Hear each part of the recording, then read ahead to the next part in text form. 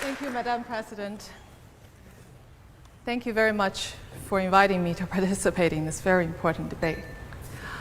I'm speaking today for the motion that this House will support a Cold War with China, but communist China, not China itself. I am not anti-China. I love my people, and I love China. When I left China when I was 13 years old to Canada, I continued my exploration in the culture's great literature, philosophy. And I know that by heart, that China's philosophical and cultural tradition does not necessarily set it against Western values. In fact, it is entirely possible for a strong and prosperous China to coexist with the West. Look at Taiwan, or look to history. For centuries, China embraced the Confucian outlook and was mostly an inward-oriented empire. If anything, in the 19th centuries, it was the West, the colonial powers, along with Japan and Russia, that posed a major threat to China, not the other way around. But today's China is different. We're now dealing with a one-party authoritarian, mercantilist state that is openly hostile to Western value and the international system. In considering China's threat, communist China's threat, there are many angles we could explore. We could talk about China's economic warfare, how its state-sanctioned intellectual property theft has cost Western nations trillions of dollars annually, or its exploitation of the WTO. We could talk about China's cyber warfare. UK just signed a deal supporting Huawei to be a leading role in its 5G network building. That's like inviting a Trojan horse. We could talk about China's military buildup. Its aggression in the South China Sea not only threatens regional peace and open trade, but undermines the international law that preserves openness and order. We could talk about China's support to North Korea or Iran, or how it hijacks the Human Rights Council in the UN, or its support for undemocratic and kleptocratic states in Africa, or how it exports its surveillance technology to help other nations crack down on dissent. We could talk about its lax regulatory system brings dangerous exports to our shores, or its censorship of information endangers global health. Now the coronavirus outbreak is a perfect example. Or I can tell you personally how the Chinese government targets family of political dissidents abroad. When I was crowned Miss World Canada in 2015, because I used the platform to speak about China's human rights abuses, my father in China was threatened by the security agents, his business dismantled. Now my grandparents and him are both all banned from traveling outside. I could go on, but for tonight's forum, I'm going to take a novel approach by asking, how does China see us? Does the Chinese Communist Party already consider itself to be in a Cold War with the West? As a child in China, I remember being indoctrinated with the propaganda of the hostile foreign forces. We were repeatedly told that the Western power subjugated and humiliated China in the 19th century, and these old grievances were kept alive to divert domestic discontent. We were told over and over again that even today, the West continues to covertly undermine, isolate, destabilize the country. Any expression of discontent within China, including the protests of Tibetan Buddhist, Falun Gong practitioner, democracy activists, are all blamed to the black hand of anti-China forces in the West. Chinese courageous human rights lawyers are being called agents of foreign hostile forces. The pattern continues today. The Chinese government claims that the West is behind Hong Kong's pro-democracy movement and the Taiwanese government. Essentially, all domestic problems are blamed onto the invisible enemy of the West. Let's look at some recent development in China to see what that can tell us about this country's motive. In 2017, China banned foreign NGOs from operating within the country unless they submit to government control. Even environmental groups and women's health groups have to have their annual report and their annual plans being approved by the police. The Chinese government claimed that this is to ensure that these NGOs do not subvert the country. Now, why would the Chinese government worry that these foreign NGOs would do anything harmful to China? Perhaps because the Chinese control groups are doing exactly this in our countries. Beijing backed numerous front organizations, civil societies in Western society. These groups act as an extension to the party and state apparatus.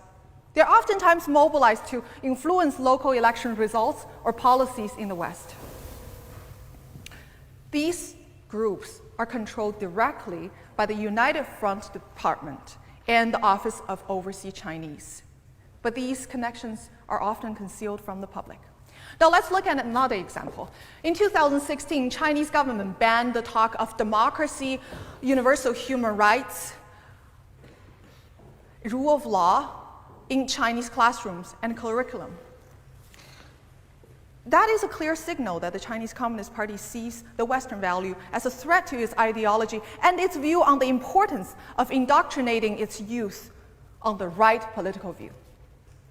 While Western ideas are not allowed into Chinese classroom, Western universities have ceded control of their own program to the Communist Party through Confucius Institute.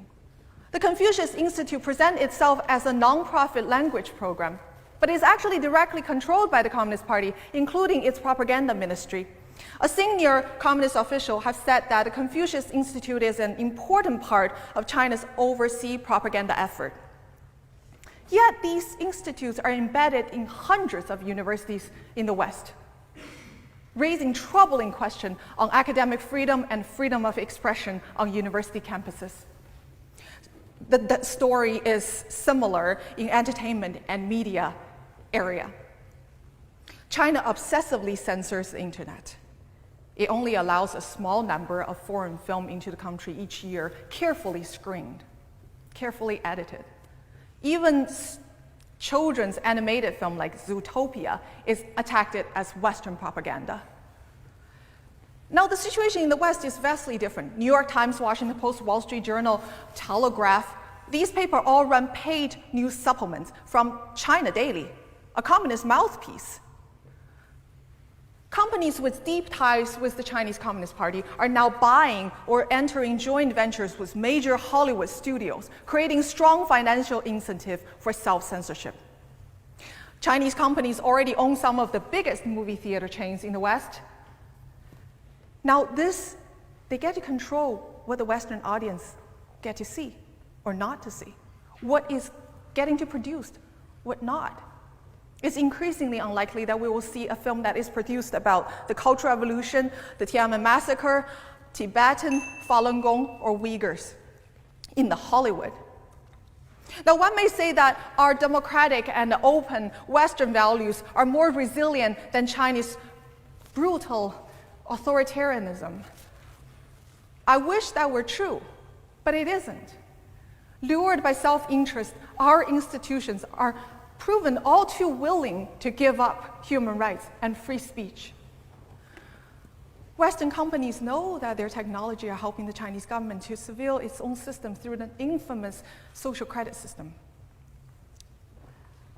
Yet they still deal with them.